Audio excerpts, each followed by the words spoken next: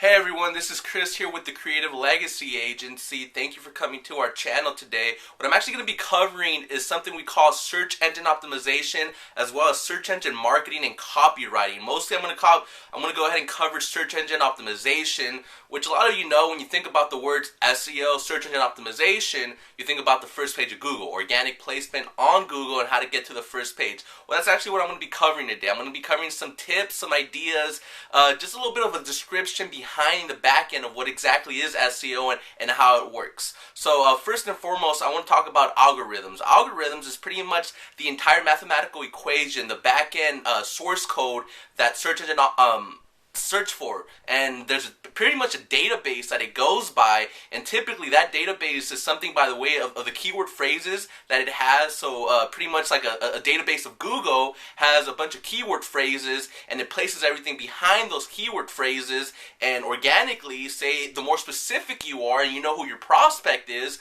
the more you're going to be able to qualify a prospect to say this is who they are. So when you think about a prospect and it comes to keyword phrases, think about what's in it for them. Think about from the perspective of the actual prospect themselves, and when you're typing in something, think about it like you're typing in something. Say whether it's a service or product, you go ahead and go in there and you type in specifically what you want. So think, for example, what I am.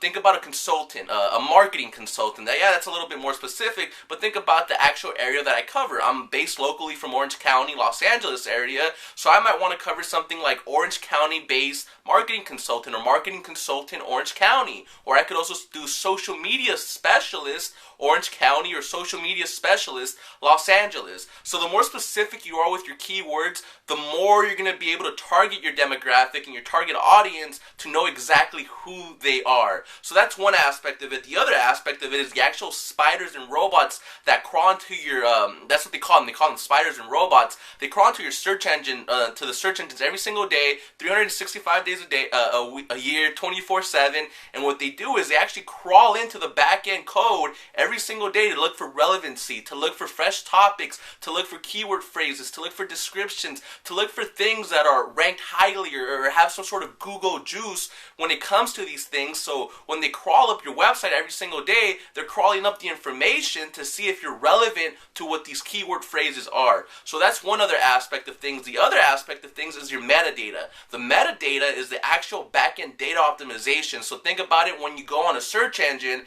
and you're looking for something and there's a title. And then that title, under that title, there's a description. So that's actually your meta title. That's what it's called. It's called meta title. And then you have an actual description itself, and you try to put some density in there. I think it's about 3 to 4%. You put about 2. Most of the time, the keyword phrases in there in the beginning of the description and at the end of the description. You try to put it in the title as well. That will help you out with your organic placement. And then also, it goes back to the keyword phrases. This is where the keyword phrases come in big, because pretty much a lot of your search engine optimization is based on your keyword phrases. So you're gonna go ahead and base your metadata based upon those keyword phrases that you want people, when they go online and search for your product or service, they're looking for these keywords. So that's another thing. Then you want to create something called Google Juice. Google Juice is kind of like the relevancy of where are you? Do you have a blog spot? Do you have a Facebook? Do you have a LinkedIn? Do you have other sources that you're in? Are you on forums? Are your links in relevant places with high PR ranks? Or also what a PR rank is, a page rank. Is it a trusted website that when people come in there, there's actually activity? It's trusted. It's not spammed. It's not. This is what search engines want to look for. They want to look for that link popularity. They want to look for the Google juice. They want to make sure that the keyword phrases are in place. They want to make sure that the metadata is in place. So when they actually go in there and they crawl it, and the robots come in there and they search for all the things in the back end, they want to make sure that everything's in place and everything's relevant to that specific niche market or those keyword phrases. So you have link popularity, which is another big aspect of things, whether it's back-end links, whether it's one-way link building, whether it's reciprocal links. Go out there and build your links. I call them crumbs of the bread. You want to go out there and put the crumbs in different places of the search engines and put them out there, so you pretty much put your seeds into the marketplace and they grow into the organic placement. So eventually what happens is every time these crawlers come into the search engines, they go ahead and find your links in different areas, and they all redirect over back to the main link, which is your money making page, which is your website. And this is where you want to direct people, so you have, whether it's in a blog spot, whether it's an article, whether it's a press release, whether it's, you know, a Facebook account, a fan page, whether it's a LinkedIn account. These are all links that are relevant, that they will go ahead and redirect over back to your website. And this is what creates the link juice, the Google juice, the link popularity, the PR ranking, and so on and so forth. So we have these things. And then you also have something called, obviously the crawlers, the spiders, the headings, you know, the H1s, the H2s, the H3s. This is part of the search engine optimization algorithm code and the alignment of your navigation. So when the search engines go ahead and crawl it once again, you know, your H1's in place, your H2's in place, your H3, these are the headings, these are the titles you're using, this is the things that the search engines want to go ahead and see, and they see these keyword phrases or maybe titles, whatever it might be. So you want to make sure that that's all in place. And then also you want to make sure that you have a sitemap. You know, you want to make sure that the actual sitemap's in place, that the navigation on the website and the architectural development is in place as well. So it's not only just the copy itself and the search engine, you know, the back-end metadata optimization or the headings, but it's also making sure that it's easy to navigate around your website. So when prospects come in, they don't have a hard time trying to navigate where they need to go next, how they have to buy, how you're going to go put them through the sales funnel to make sure that they're purchasing. So that's another aspect of things. And then also make sure that you have relevancy more than anything, the relevancy to the search engines. And that's something I was talking about earlier. It's making sure that you're relevant to what search engines are looking for every single day. Updating your website, updating, you know, your blog, and talking about subjects within your specific niche market, so you become an authority figure, and you build your Google juice and your link popularity and your PR ranking. But it's all about staying consistent, guys. You got to make sure that you stay consistent. You got to make sure that you're persistent with everything, and you got to make sure that you're in front of eyes. You know, you might not get a result tomorrow, but if you keep on trying at this and you stay consistent and persistent every single day, I guarantee you that you'll get the results that you want. But you got to make sure that you go out there and you do some market analysis. See what the competition's doing. See what the competition's using for the keywords. Where are they advertising? What are they doing that's guaranteeing them success? You know, see what keyword phrases they're using as well. What their title descriptions are. What their actual titles are. What keywords that they're using. Whatever it might be. The way that the architecture of their website is.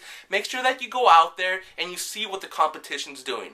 And then you go also to the copywriting. The copywriting itself is pretty much the emotional realism of what your SEO is all about. You know, you have to make sure that the content's there. For the most part, we tell people, make sure that you have about 300 to 500 characters on your main landing page, home page, whatever it might be, that you're describing your product. Or if you have a video marketing might be another way that you might want to go. But make sure that it's relevant. Make sure that it's catchy. Make sure that you think about it from an emotional aspect of things, to say that we want to reach out to you to make you emotionally connect with us and have a bond through not only your SEO backend, but making sure that the copy is in place too. And copy we're going to cover in a completely different video. And I'm going to have one of my guys, actually my consultants, cover that topic. So you have copy, you have SEO, but then you also have S.E.M. And S.E.M, what it is, it stands for search engine marketing. And what search engine marketing is pretty much paying for paid advertisement. And I highly recommend this if you don't have a budget every single month.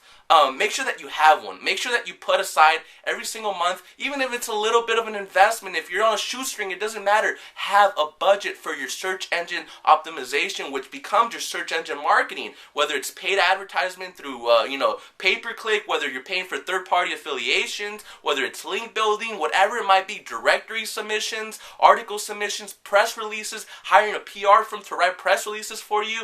Go out there and spend money and realize that, yeah, you might not get some of the investment back right away, but make sure that you go through the trial and error and see what works and see what doesn't work, or else you're going to be stuck in the same exact spot over and over and over again. And you got to make sure that in order to move forward as a company and you got to evolve, you got to make changes, but you got to take a risk as well. So make sure that you're out there in front of the search engines, make sure that you're staying relevant, make sure that you do some market research, that's more than anything, and understand who your consumer is, and always ask from the prospects, the perspective of the consumer. So to say, what's in it for me? How would the consumer go out there and search for your product or service when they know exactly what it is that they're searching for? So I hope this all helps out, guys. I'll talk to you guys soon. I'm actually going to be making another video on social media marketing, and I'll hope this information was really valuable to you guys. Once again, guys, this is Chris here with the Creative Legacy Agency. You can go ahead and catch us on Twitter at Creative Legacy A.